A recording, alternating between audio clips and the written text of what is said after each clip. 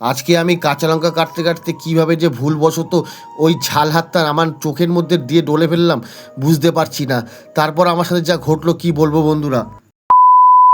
প্রতিদিনকার মতো আজকেও কিন্তু আমার চপের দোকানের জন্য স্যালাডের জন্য শসা, পেঁয়াজ, গাজর কেটে নিলাম এবং পেঁয়াজির জন্য পেঁয়াজ ও কাঁচা লঙ্কাও কুচাতে বসে গেছিলাম।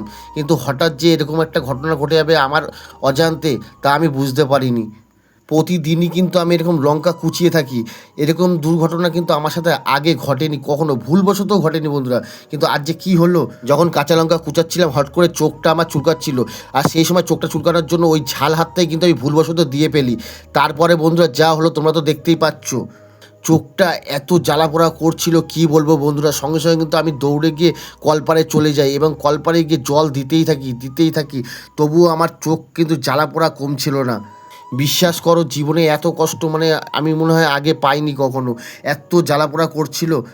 ওই সময় আমার চোখের মধ্যে কী দিলে আমার চোখে জ্বালাপোড়া কমবে সেটাও আমার জানা ছিল না। তবুও আমি একটা শশা কেটে নিয়ে চোখটা ডলতে থাকি যদি একটু জ্বালাপোড়া কমে। তবুও বন্ধুরা কমেনি কিন্তু। কী দিলে জ্বালাপোড়া কমে তোমাদের যদি জানা থাকে বন্ধুরা একটু কমেন্ট করো বন্ধুরা।